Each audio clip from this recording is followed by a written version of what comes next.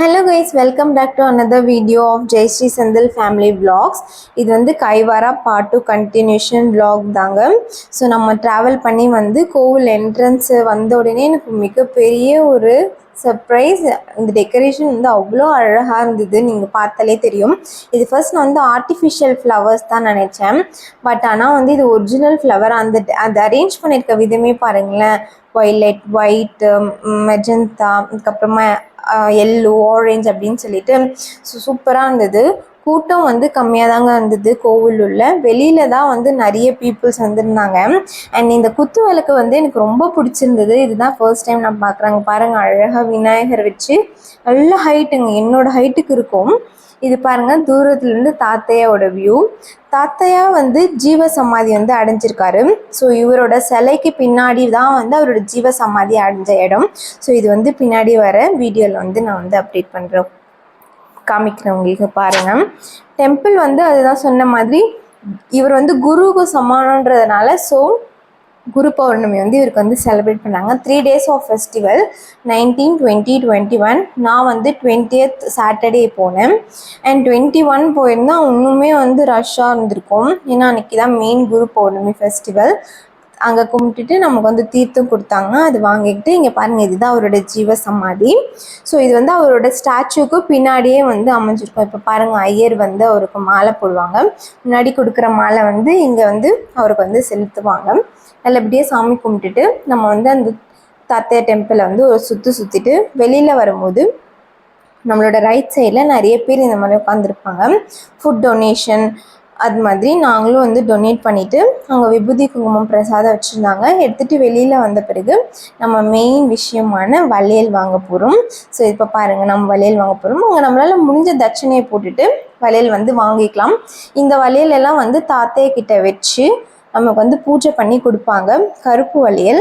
So அதுதான் வந்து இங்கே மெயின் ஃபேமஸ். பாருங்கள், நானும் வாங்கிட்டேன். ஒருத்தவங்களுக்கு வந்து நாலு வளையல் வந்து தராங்க. இங்கே வர்றவங்களுக்கு மட்டும்தான் வந்து வளையல் ப்ரொவைட் பண்ணுறாங்க.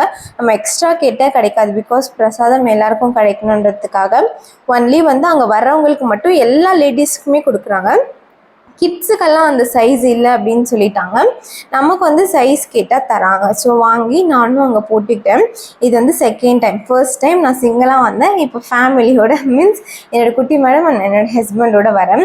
வெளியில் வந்தேன்னா பார்த்தீங்கன்னா சரியான கூட்டம். நான் சொன்னேன் இல்லையா, டெம்பிள் உள்ளே விட வெளியில் தான் வந்து மக்கள் நிறைய பேர் இருந்தாங்க. இதெல்லாம் முடிச்சுட்டு நாங்கள் வந்து அன்னதானம் கொடுத்துட்டு போனோம். இங்கே வந்து எல்லாருக்குமே வந்து அன்னதானம் ப்ரொவைட் பண்ணுறாங்க, இல்லைன்னு சொல்லாமல் முடிய வந்து செஞ்சு போடுவாங்க. அதுதான் ஒரு ஃபேமஸான விஷயம். இதுதான் வந்து அன்னதானம் கூடம் போகிற வழி. பார்த்திங்கன்னா உங்களுக்கே தெரியும். இந்த கோவில் வந்து ஒரு பெரிய டெம்பிள் தாங்க, நிறைய ஸ்பேஸ் இருக்குது. இங்கே ஸ்டே பண்ணுறதுக்கு ரூம்ஸுமே அவைலபிளாக இருக்குது. 200லேருந்து ஸ்டார்ட் ஆகுது அப்படின்னு சொல்லியிருந்தாங்க. நாங்கள் வந்து ஸ்டே பண்ணுற ஐடியாவில் போல், பெங்களூரில் இருக்கிறதுனால ஜஸ்ட் விசிட் பண்ணிவிட்டு வந்துடலாம். நெக்ஸ்ட் டைம் போனால் கண்டிப்பாக ஸ்டே பண்ணலாம். இந்த சைட்ஸில் இருக்குங்க பார்த்தீங்களா, இதெல்லாம் வந்து ரூம்ஸு. இதுதான் வந்து மெயின் அன்னதானம் போகக்கூடிய இங்கே பார்த்தீங்கன்னா ஒரு பெரிய கிணறு இருக்குங்க.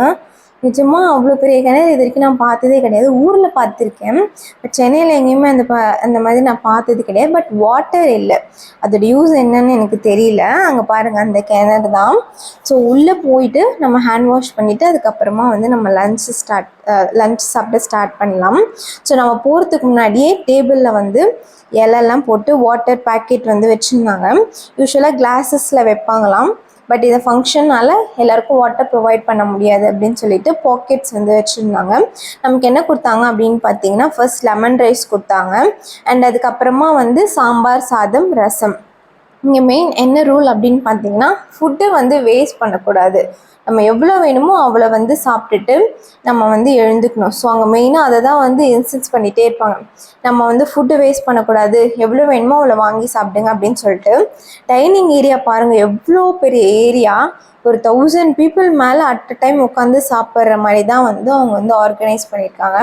அண்ட் வந்து ஃபஸ்ட் இங்கே 2 ரோ விட்டாங்கன்னா அந்த லாஸ்ட்டில் 2 ரோ விடுறாங்க. ஸோ உங்களுக்கு க்ளீனிங்குமே வந்து ஃபெசிலிட்டி வந்து நல்லா இருக்கணும் அப்படின்றதுக்காக. ஸோ பாருங்கள், ஒரு பெரிய ட்ரேயில் வந்து நமக்கு வந்து ரைஸ் வைக்கிறாங்க. டேஸ்ட் வந்து அவ்வளோ சூப்பராக இருந்ததுங்க. பிரசாதம் தான் இல்லை, டேஸ்ட் அவ்வளோ சூப்பராக இருந்தது. கண்டிப்பாக நீங்கள் வந்து விசிட் பண்ணி பாருங்கள். ஃபைனலாக நம்ம அன்னதானம் சாப்பிட்டுட்டு வெளியில் வந்து பர்ச்சேஸ் பண்ணிக்கலாம். எங்களுக்கு குட்டி மேடமுக்கு பிளாக் கலர் பேங்கிள் வாங்கி போடணுன்னு ஆசைப்பட்டேன். ஸோ அதனால் பேங்கிள் வாங்கிட்டு அங்கே குட்டி குட்டி பர்ச்சேஸ் பண்ணிவிட்டு கொஞ்சம் ஸ்நாக்ஸ் எல்லாம் வாங்கிட்டு மன திருப்தியாக வந்து நான் வந்து கிளம்பி வந்தேன். ஸோ இந்த வீடியோ வந்து உங்களுக்கு எல்லாருக்கும் பிடிச்சிருக்கோம் அப்படின்னு நம்புகிறேன். பிடிச்சிருந்தா கண்டிப்பாக வந்து சப்ஸ்கிரைப் பண்ணுங்கள்.